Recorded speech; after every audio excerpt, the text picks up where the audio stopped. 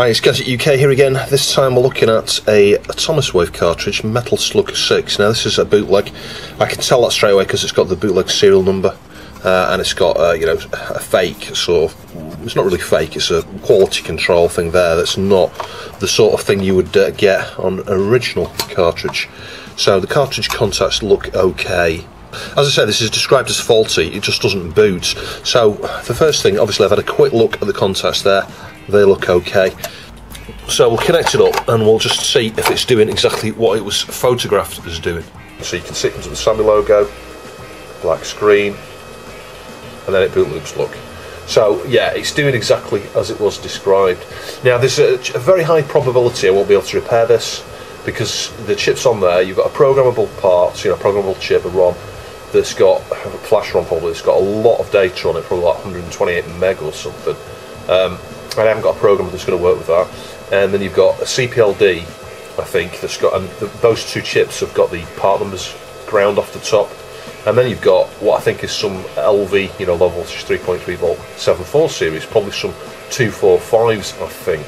But again, those have got the parts ground off. So I'm hoping it might be those, or it might be a bad connection. If not, I have wasted my money probably. But it's better than spending $150 for a new one. So let's switch it off. Just leave it for a sec to power down, and I'll take it out. And let's have a look inside. So yeah, I don't hold high hopes. This is one of these things that I purchased and I thought, should I have bought that? I mean, it was one of these things where I think he had it advertised at $150, and I was like, there's no way I'm paying that. You could buy a new one for $150. So yeah, I think I ended up something like $60 or $70 I bidded for it, but then I had to pay import fees and shipping and all that, so it's like, it soon adds up. It's not going to be cost effective at all. Even if I can get it working, it's not a great deal. So I'm not sure how that's, oh there you go, it's just stuck in there, look. Yeah, can you sort of mean, the part number here ground off, ground off, ground off, and I think even on those little ones, I'm not sure. Oh, we might be able to see the part numbers on those. So you never know, I might be able to reflow around something here. That looks a bit questionable there. Might be able to reflow around that and maybe get some life out of it. I'll have a look with some magnification. There's a trace here that doesn't look so clever, but the solder points just look awful. Can you see that? They really do look terrible. Certainly around this chip here. So I think I'm just going to start by getting a little bit of flux here and here, and I'll reflow that. Then we'll get some flux here and here, reflow that, and we'll finish off with that. The solder points here look okay, but I mean, we'll leave those till last. The nice thing with these, this is my only chance if it's not a bad connection. One of these, I've got some 245s and some 573s or something here, so I could replace these. These might be the most logical, because these are probably buffering the address and data bus connections that come through to the cartridge here. It's all 3.3 volt here, so there's no regulator or anything. I just need to make sure I get the low voltage versions of those chips, the 3.3 ones.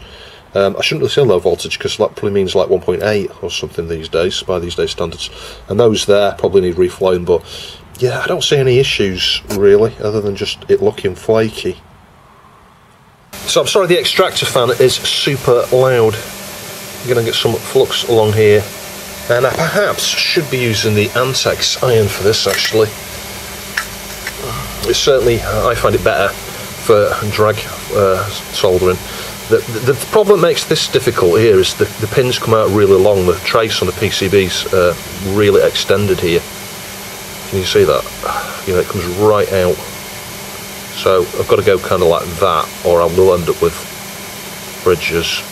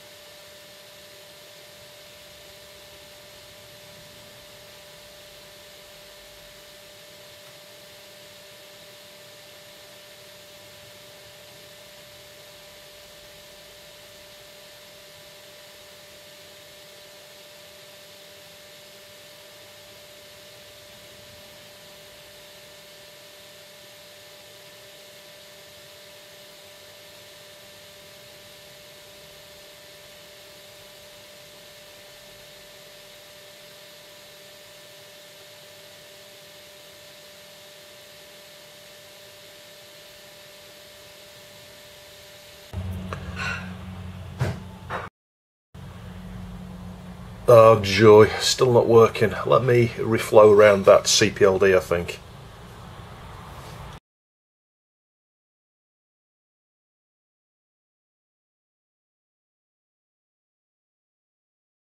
So just consider this an extra from part one. I thought we'd just go over some of the chips that were on the board there. Now I've got the original footage. I could of course tear the Atomiswave back to pieces, but we got enough visibility there on the footage I've already taken just to point out what some of the chips are. Now I was looking at MAME source code, just out of interest in terms of the encryption and stuff that's applied to the cards here, and I found a load of technical information in the source code here. It's got like a layout of the board here, a list of all of the chips and stuff here that goes over a few pages. There are a few different revisions of the board, and then it goes on to the cartridges as well, and it explains, you know, what the different ICs do. So I thought it'd be just useful just to go over some of that stuff.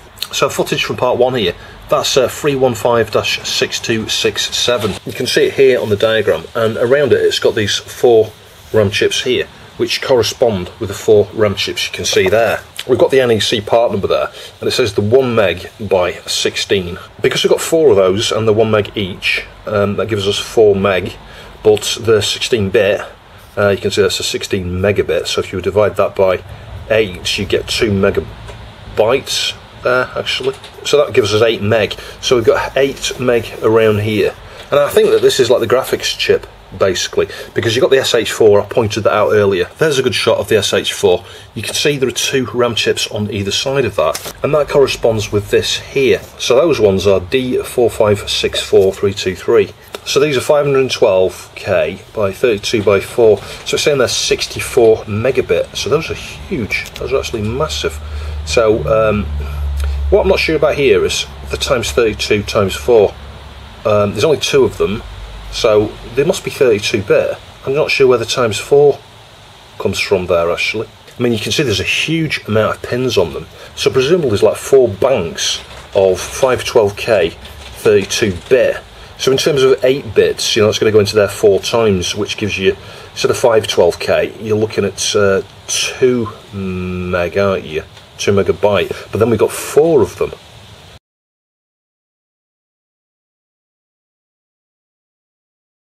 So I'm guessing that those must be the work RAM, actually, just because of the proximity here. And the chips around the large BGA chip there must be VRAM. So the small IC here is marked W129AG, and we've got, I think, 13.5 megahertz crystal. Yeah, that's what that is there. And the description of that is a programmable clock frequency generator. So this is perhaps where some of the clocks are coming out of, actually. So I did take that heatsink off, actually, and have a look under there. The capacitors and stuff were good, but I seem to not film it. Now you can see one of the chips here is that one there. It's a Sega one, 3156232. And we've got a RAM right next to it there. That's the Sega chip, and that's that RAM that's next to it there. I'm guessing that's audio RAM. The other interesting thing is under that heatsink you can't see, you've got obviously another 315, it's further under the heatsink there, so it's going to be similar size chip to that one probably. I think those are both quad flat packs. And then you've got Romeo under there, and there's a Romeo here just near the edge of the board. And that's one of the Romeo chips there, so there are 2 of those. There's one of those, as I say, under the heatsink. And the shot we're looking at there is from this angle. So yeah, we've got a Romeo there, and then the heatsink is up here like this. One of them is under there. And those Romeo chips, you can see it's got a Sammy part number. It says it's a rebadged Fujitsu, and you've got the part number for that there.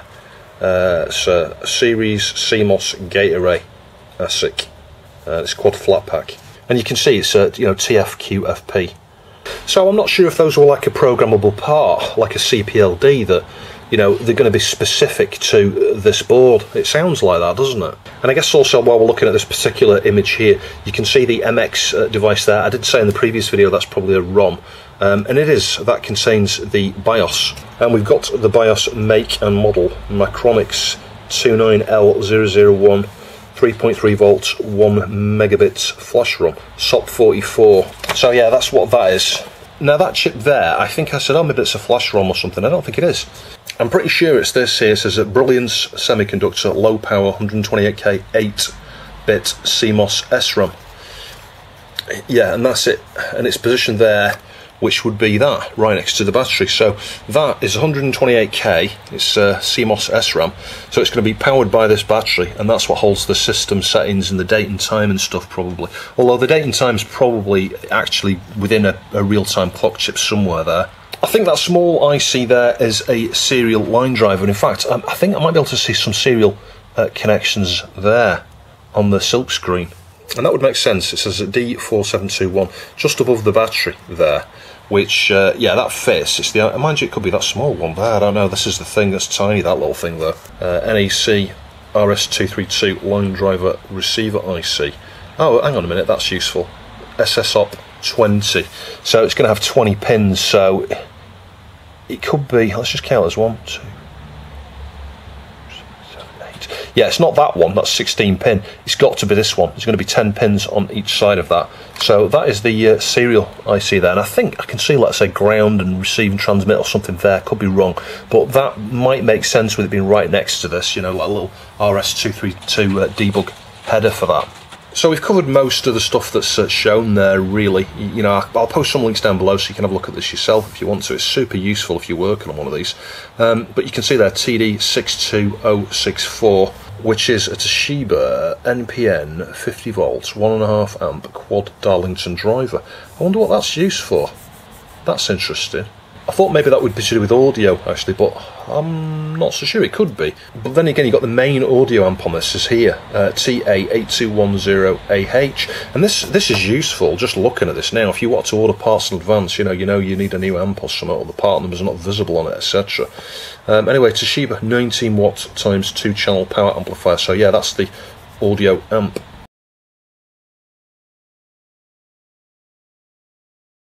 Oh my god, it's working.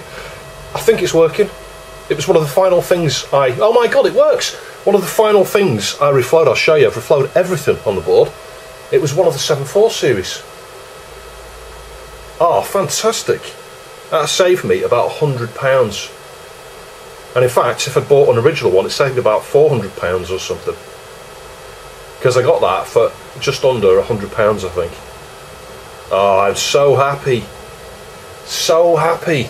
Haha! Fantastic. Just a bad solder point. I need to kind of controller up. I'm going to use the ultrasonic on this in a minute and clean up the PCB, make it nice and clean. And I'll show you the mess of the flux and stuff on there. I did reflow around the first chip I showed you twice actually, and then the larger one just the once, because that's got really wide connections. The pitch on it is quite wide, so it's easy to see. Right, let's see if this works now. So I'll stick a coin in on the jammer super gun. Oh yes, hit start. Let's go easy. Fantastic.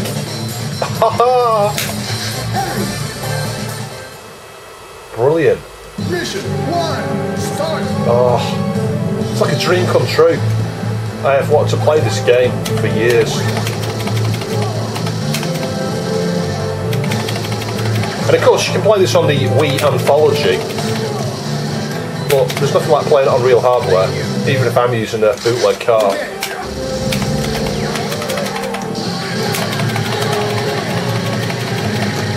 So this is the chip we flowed to start with. There's still a bit of flux there. Flowed that a few times now, that side, because that side looked awful. Trust me, it doesn't look as bad as it seems at the moment. Once it's been cleaned with the ultrasonic, it'll look pretty good. Might need to reflow these pins a bit. I added a bit of flux on here. That was one of the last things I did. That didn't make a difference. But anyway, we did that one first, then that one. Pitch on that one's really good, so it's easy to see by eye that the solder points are good on that actually. Then I did this one, still didn't make a difference. That's when I reflowed here, didn't make a difference. And then I thought, well, I'm going to end up replacing these probably, because the solder points look alright, because it's the last thing to do. I thought, let's reflow these first before I order them. And as you can see, flux around those, reflowed them, bang, it works. So that's what it was. Now, if you think about it, I would suspect it's one of these. Problems you're going to get with these is where you pull it off, you get a bit of stress on this area of the PCB here. If you put a little arch across here, it's going to be arching away from this connector, because as you pull it up, it's going to go like that a little bit, just a little bit, because you're pulling it here, yeah? So it's going to go like that. Does that make sense? So the stress, and it might be the same on the official ones, this is obviously a bootleg, a repro, it's going to be an arch like that from there, so it's going to be this chip, these connections here, maybe the edge ones here if you're unlucky, if you're pulling it really hard. But I mean, it could stretch out as far as the edge connections there, or even some of the opposite, you know, around there. it depends really how it's pulled out. You know, if you pull it like that, put lots of force from the back end, which is hard because obviously the cutouts are here, but if you had your fingers on the inside like that, you are going to pull it like that a little bit. So anyway, all we need to do now is just get it in the ultrasonic, I think. I'm very pleased, I just can't believe it. It's amazing. So let's get it in the ultrasonic. I am a bit concerned this is not going to work after going through the ultrasonic, because you never know, if there's a bad connection that I've just settled down there, it might stop working. So let's switch it on. So here we are on Super Macro. You can see the flux came off the underneath there. The underside looks absolutely good as new. And again, no flux around here at all. Those chips look terrible with the top scratched like that, don't they? And that's the first one I reflowed. Around there, not too bad. It probably looks worse here than it does to my eyes anyway. And those, you know, and obviously like I say, it was one of those there. I'm kicking myself that I didn't do them one at a time, but as I say, I think you could probably guess it was going to be one of these two here probably. And connector, so yeah, that looks good as new. So let's get this back into its shell. I'm trying to work out which way it goes now. It goes like that, doesn't it? So that wants to go that way around. Yeah, there's a little notch there. I should have spotted that, and probably one down here. Look, yeah, there we go. And we can get the shield back on. It's had some knocks this in the past. Can you see that? It's just like a little. In fact, let me go and get the pliers. We're going to try and straighten that. It's just like a little dink there. Look.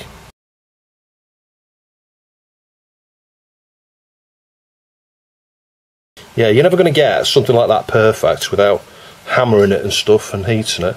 But yeah, that's not too bad. Certainly straighter than it was. So that should now go like that. I'll wipe over this with IPA in a minute, just get the marks, you know, my smeary fingerprints and stuff off there. Yeah, that's it. So we'll wipe under there in a second. And I'll wipe the top of this in a minute. Let's just see if this works still. Hopefully it does. Switch it on.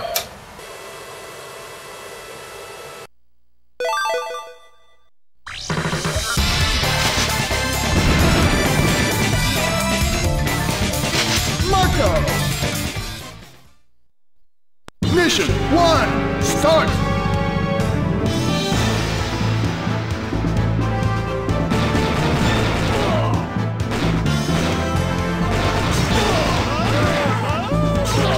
Thank you. Heavy machine gun.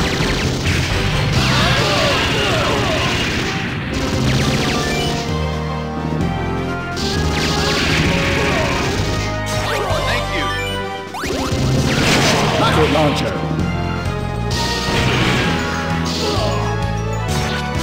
Okay, heavy machine gun.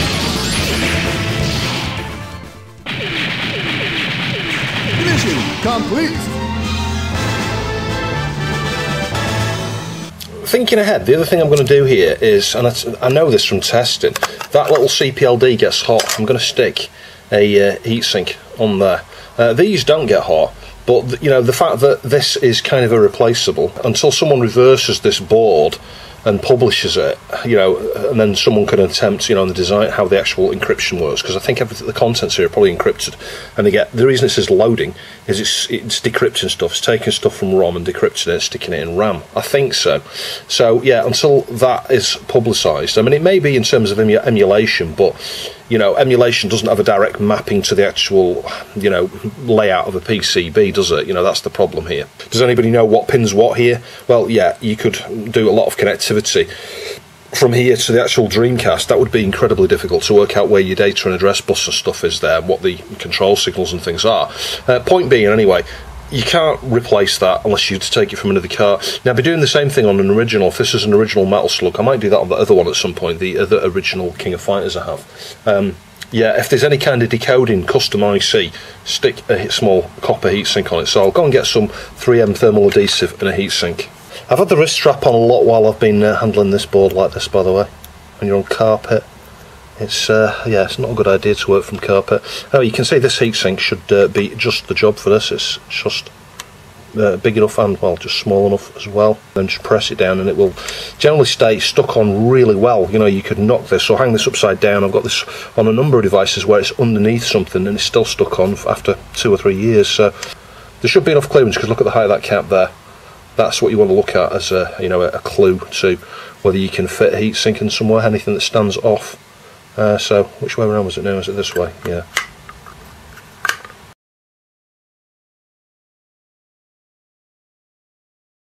We'll just give it a wipe with IPA now to get these fingerprints and things off it. When we talk about backup data, we're probably talking about scores, high scores and stuff. So yeah, that's interesting to know. Ah, but here we go. Can you see this is in Japanese? You have, it seems to have lost the region there, doesn't it? It's changed it back to Japanese. So I put dip switch 2 up on the, no, is it dip switch 1, the one nearest the jammer, on the Atomiswave, and I've gone into system settings, just changed it to North America in English. So let's, hang on, because it pushed the button now, save and exit. So hopefully it should be in English now with regards to the names of the hostages, you know, the guys you rescue. There we go. So hopefully, yeah, there we go. Sergeant Joe, Eastman, Gaya, Aymans, Cuba. Fantastic. So that is working fine. I'll continue to play through this. Oh, that's interesting. It said to be continued. I suspect you've got to play on hard to get to that last level, perhaps. I'll have a look on Google, but I suspect that's what it is. But it says mission to be continued.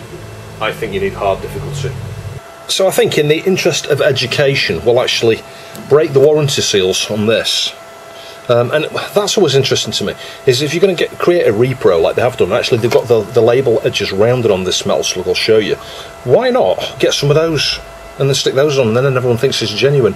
I don't understand how it's like they go 95% the way. Let me switch the thing off, it's quite noisy, the fan there. Yeah, they go 95% the way there to replicate something, and then at the last hurdle they don't. they drop a clanger somewhere, you know, they make a mistake. So I'm just going to carefully cut these, so I'm not going to remove them, I'll just simply just get the knife there and slice along like that. That should separate that. And then of course I'm going to have to pierce this now, aren't I? Oh, let's just do that. Is it there somewhere? Yeah. What I could do is literally just cut in a circle around there. Is that going to come off? I don't know.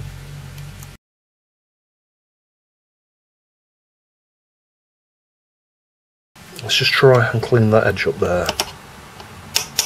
There we go. Just looks a bit better, doesn't it? And we'll do the same with that one. So I've done the same with that one there, and the screw is kind of captive just because of the bit of tape. Just get the other two out. Wrist strap on here again. So is it going to be an original? I think so, but might not be. I think that also is a clue, because on that Metal Slug there isn't one of those. So shield has fallen off. There we go. That's definitely an original one. Can you tell the difference? Look at the quality of the PCB. So this is what I meant in the repair of this Atomiswave when I say in the quality. There's a huge quality difference. There definitely is. Regardless of that print there, if those were just blank, as long as they hadn't been scratched off and it was just the part number of the actual chips, I would still be convinced it's an original. Huge difference in quality. Look at that. That is gorgeous. So you can see what I mean now about custom chips there. I think I'm going to get heatsink on this while I'm here as well, actually. These you could probably replace with something similar. These are like, you can get like an MX device that would probably fit the footprint there. And again, the same sort of buffering. Can you see here? That's probably exactly what we saw on the other ones, some 245s to some 5 something. I can't remember exactly what the part numbers were now. Yeah, there's a 138 there, so there is a subtle difference, some resistor arrays, and yeah, it is so much sexier than that bootleg, for sure. I'm just going to try and gauge whether there is room for heatsink, because obviously this stands up quite high compared to the CPLD they used on that other board. Hang on, where's it go now? Which way around it goes? So there's a key thing in each corner here. It's not that way, is it? Is it that way? Yes, that way. So it's going to go back in that way. I'm just trying to gauge, because what you can do, you can look down the gap here. Can you see that? So looking down the gap there, can you see there's a massive space above that? So yes, we'll get heatsink on that as well. So of course it may never ever fail without a heatsink, but you know, it's like it's a custom part. The ROMs, as I say, you could probably, and these chips here, you could probably swap those out. It might be a bit of effort, you might have to have some adapters and all that sort of stuff, but the CPLD that's assisting with the address decoding there, and possibly some of the decryption stuff, because I'm sure that that's what that's going to be. It's going to be doing some of the decryption. You really don't want that failing. So yeah, you may extend its life by heat sinking it. And there's absolutely nothing else to do to that because it is, you know, super clean and tidy.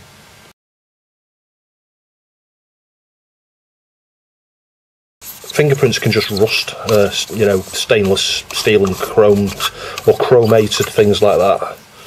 It's probably plated with something. Anyway, there we go.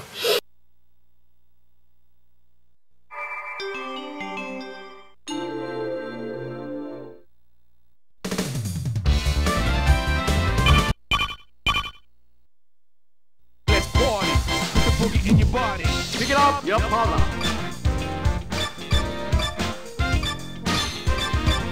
What you got to say? What you got to say? Come on.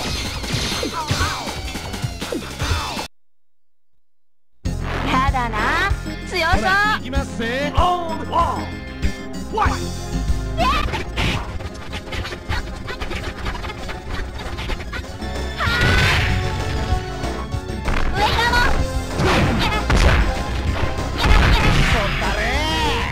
KO! Winner! So the Metal Slug doesn't have that, so that's you know, the obvious thing. But you know, the corners are curved. Yeah, and I think the corners are curved here a little bit. I don't know. Let's just compare those. Can you see a difference? I'm not sure I can. Maybe I can in terms of the quality of the label here. You know, if you look at the top of that, the reflectiveness of it, and then look at that one. This one seems bumpier. Yeah, so they've put that there, and I don't think that normally belongs there. I think you would normally see one of those. I'll see if I can find a genuine Metal Slug 6, and I'll put a photo up.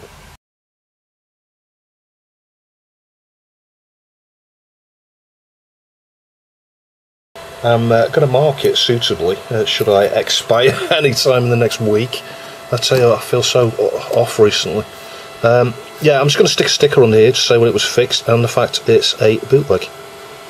Is that straight? Yeah, it's about as straight as I'm going to get it, I think.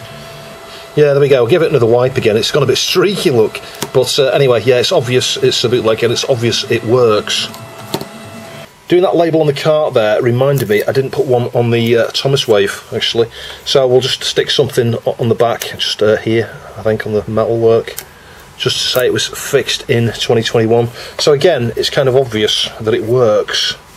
So only a super short video. It was interesting to look at this cart here and fix it. I'm glad I could repair it. There was a point earlier on, as I said, where I thought I'd wasted my money, to be honest, because you know, if that CPLD was knackered, it would have been game over really. I would have had to find another bootleg and swap the chips over.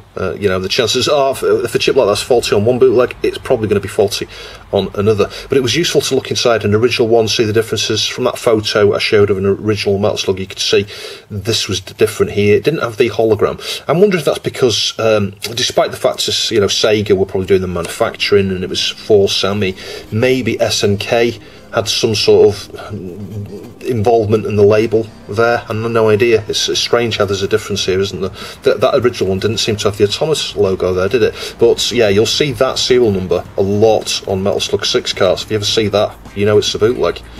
And the quick look at the MAME source alongside the, you know, the photos there, the motherboard, it was useful, I guess. You know, I'm more clued up now as to all of the chips that are on that board, and I guess it did correct something from the previous video. Something I'd read on a few different wikis suggested I think it had twice as much RAM, either on the CPU or the GPU, versus what it actually had. But I think we calculated it correctly when, you know, I was going off the size of the chips there and working out the actual, you know, actual amount of RAM on the board. So yeah, there's some dodgy information on the wikis out there, I'm sure, unless the GPU just happens to have an extra 8 meg or something squeezed onto the die. I don't think so. Anyway, hopefully you found the video interesting. If you would like to support the channel, please see the Ko-fi and Patreon links down below. I'll catch you in the next video.